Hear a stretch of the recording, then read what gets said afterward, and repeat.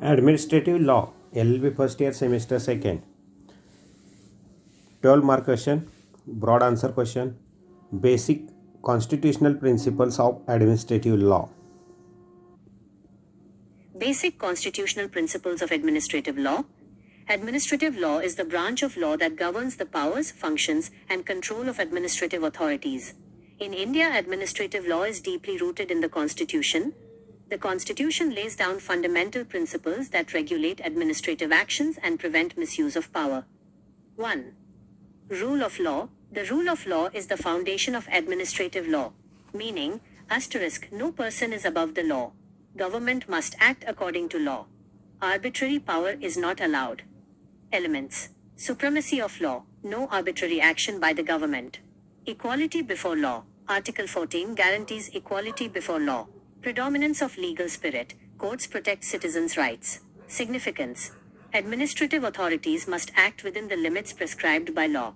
Any action beyond authority, ultra vires, is invalid. 2. Separation of powers. The Constitution divides powers among the legislature, executive, and judiciary. Functional separation. Although India does not follow strict separation like the US, there is functional separation. Restrictions. Administrative authorities, executive cannot make laws beyond delegated power. Exercise judicial powers without authority. Purpose. This principle prevents concentration of power and ensures checks and balances. 3. Doctrine of ultra vires. Ultra vires means beyond powers. If an administrative authority exceeds its legal power, misuses power, or acts against constitutional provisions, such action becomes void. Substantive ultra vires, acting beyond the scope of authority. Procedural ultra vires, failing to follow the prescribed legal procedure. 4. Principles of natural justice. Natural justice ensures fairness in administrative actions. Nemo judex in causa sua. No one should be a judge in his own case. Right pointing arrow rule against bias. Audi alterum partem, hear the other side. Right pointing arrow, right to a fair hearing. Constitutional link. These principles are part of Article 14 and Article 21, ensuring fairness in decisions. 5. Judicial review. Articles 32 and 226. Judicial review is the power of courts to examine the legality of administrative actions. It is considered part of the basic structure of the Constitution. Grounds. Illegality, irrationality, procedural impropriety, and mala fide, bad faith intention. The 5 writs. 1. Habeas corpus, to produce a detained person. 2. Mandamus, to command a public duty. 3. Certiorari, to quash an illegal order. 4. Prohibition, to stop a lower body from exceeding jurisdiction. 5. Quo warranto, to challenge the legality of holding a public office. 6. Equality before law. Article 14.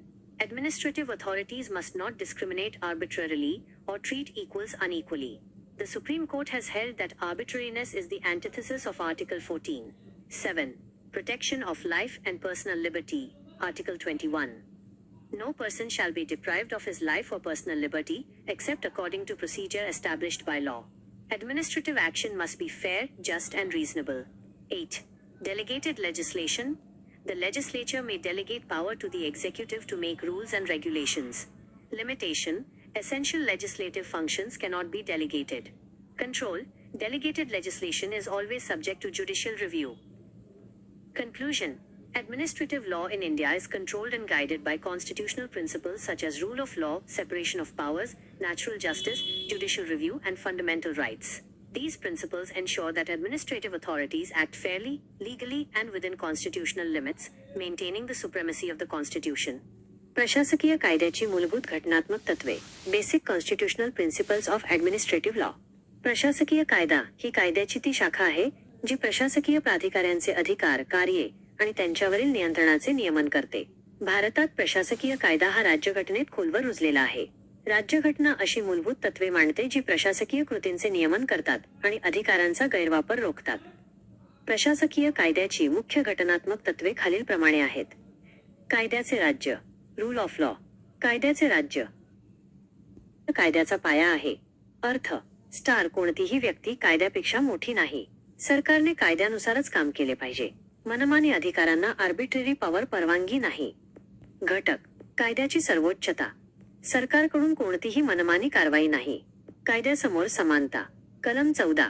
कायद्यासमोर समानतेची हमी देते. कायदेशीर भावनेचे प्राबल्य. न्यायालय नागरिकांच्या हक्कांचे रक्षण करतात. महत्त्व.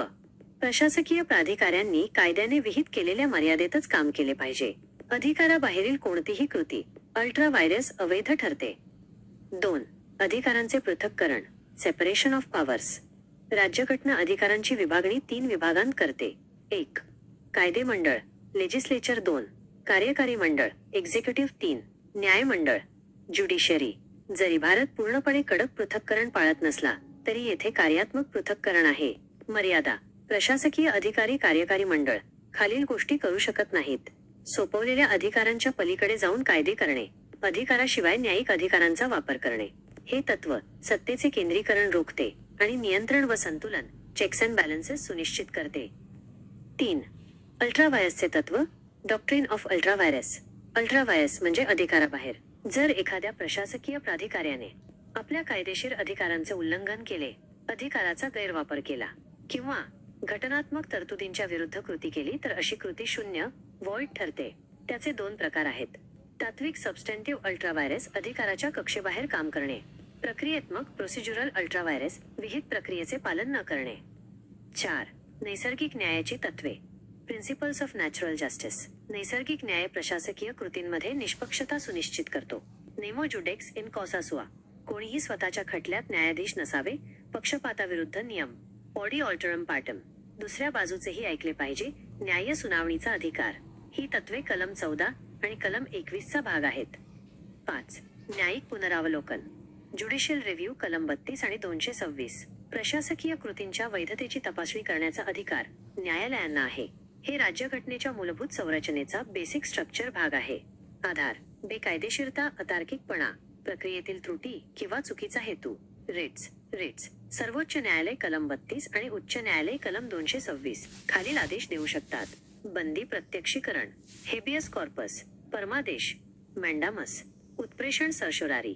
प्रतिषेध. प्रोहिबिशन. अधिकार पृच्छा. क्वो वॉरंटो. 6. कायद्यासमोर समानता. कलम 14. प्रशासकीय प्राधिकाऱ्यांनी मनमानीपणे भेदभाव करू नये. समान लोकांशी असमान वागणूक देऊ नये. न्यायालयाच्या मते मनमानीपणा हा कलम 14 चा भंग आहे. 7. जीवित आणि वैयक्तिक स्वातंत्र्याचे रक्षण. कलम 21. कायद्याने प्रस्थापित केलेल्या प्रक्रियेशिवाय कोणत्याही व्यक्तीला त्याचे जीवन किंवा वैयक्तिक स्वातंत्र्य यापासून वंचित केले जाणार नाही. प्रशासकीय कारवाई ही न्याय्य, रास्त आणि वाजवी, फेअर, जस्ट अँड रिझनेबल असणे आवश्यक आहे. 8. प्रत्यायोजित विधान. Delegated legislation. कायदेमंडळ नियम आणि विनियम बनवण्याचे अधिकार कार्यकारी मंडळाला देऊ शकते. तथापि कायदेमंडळाची मुख्य कार्य सोपवता येत नाहीत. असे नियम न्यायिक पुनरावलोकनाच्या अधीन असतात. निष्कर्ष. भारतातील प्रशासकीय कायदा हा कायद्याचे राज्य, अधिकारांचे पृथक्करण, नैसर्गिक न्याय आणि न्यायिक पुनरावलोकन यांसारख्या घटनात्मक तत्वांद्वारे नियंत्रित केला जातो. ही तत्त्वे नागरिकांचे अधिकारांच्या गैरवापरापासून संरक्षण करतात आणि राज्यघटनेची सर्वोच्चता राखतात. Question number 2. शासनाचे अपकृत्य दायित्व. टॉर्शियस लायबिलिटी ऑफ गव्हर्नमेंट. शासनाचे अपकृत्य दायित्व. टॉर्शियस लायबिलिटी ऑफ गव्हर्नमेंट. 10 गुण. उत्तर. शासनाचे अपकृत्य दायित्व. प्रस्तावना. शासनाचे अपकृत्य दायित्व म्हणजे राज्याच्या नोकरांनी किंवा एजंटांनी त्यांचे कर्तव्य बजावताना केलेल्या चुकीच्या कृत्यांसाठी, अपकृत्यांसाठी राज्याची कायदेशीर जबाबदारी होय. भारतात ही संकल्पना राज्यघटनेच्या अनुच्छेद 300 आर्टिकल 300 मधून घेतली आहे. यामध्ये असे म्हटले आहे की भारत सरकार किंवा राज्य सरकारवर त्याच पद्धतीने खटला भरला जाऊ शकतो ज्याप्रमाणे राज्यघटना लागू होण्यापूर्वी डोमिनियन ऑफ इंडिया किंवा संबंधित प्रांतांवर भरला जात असे. 2. ऐतिहासिक पार्श्वभूमी. ही संकल्पना इंग्रजी कायद्यातून विकसित झाली असून ती खालील तत्वावर आधारित होती. The king can do no wrong. राजा कधीही चूक करू शकत नाही. मूळतः राज्याचे सेवक जेव्हा अपकृत्य करत असत तेव्हा क्राऊन राजा जबाबदार नसे. मात्र काळानुसार ही प्रतिकारशक्ती, इम्युनिटी कमी होत गेली. भारतात न्यायालयांनी न्यायालयीन निर्णयांद्वारे सरकारी दायित्व निश्चित करण्यासाठी विविध तत्त्वे विकसित केली आहेत. 3. सार्वभौम आणि बिगर सार्वभौम कार्ये. Sovereign and non sovereign functions. शासनाची जबाबदारी हे कृत्य खालीलपैकी कोणत्या प्रकारात येते यावर अवलंबून असते. असार्वभौम कार्ये.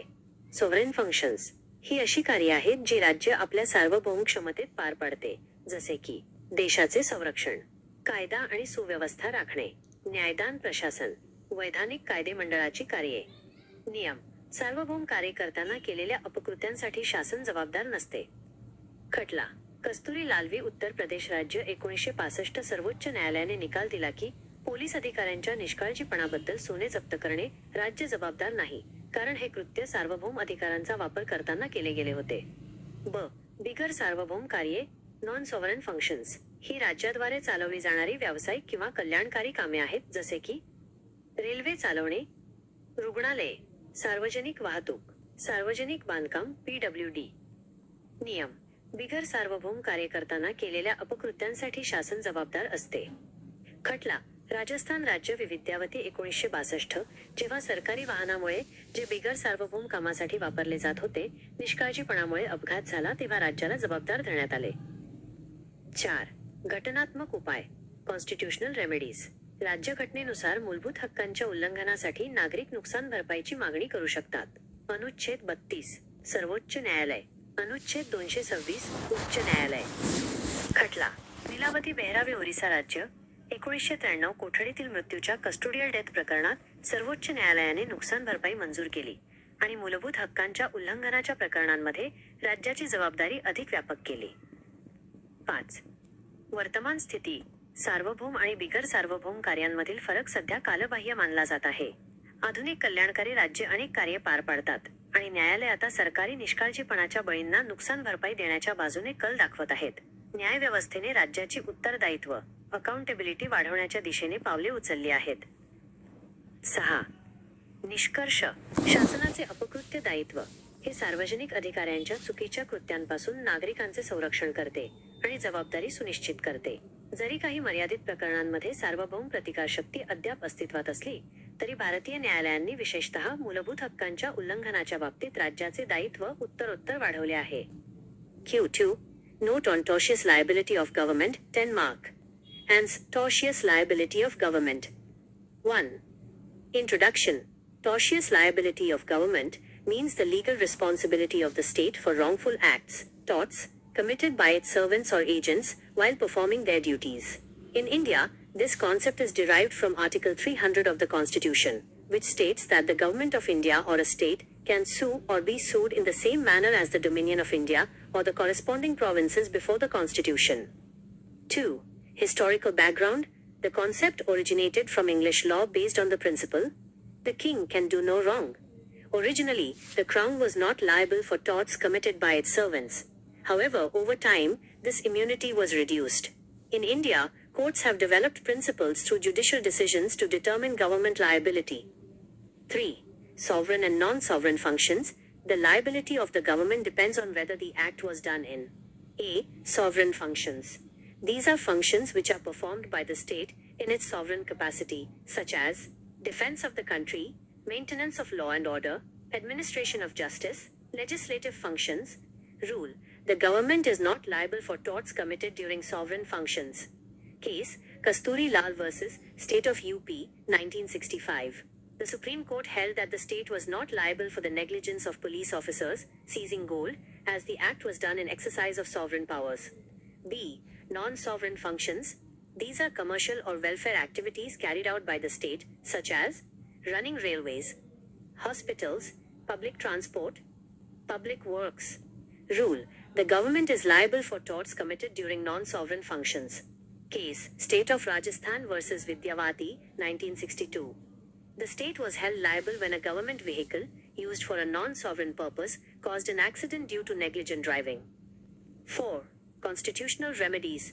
Under the Constitution, citizens can claim compensation for violation of fundamental rights. Article 32, Supreme Court. Article 226, High Court. Case. Nilabati Behera vs. Payamji, State of Orissa, 1993. The Supreme Court awarded compensation for custodial death, expanding state liability in cases of fundamental rights violation. 5. Present position. The distinction between sovereign and non-sovereign functions has been criticized as outdated.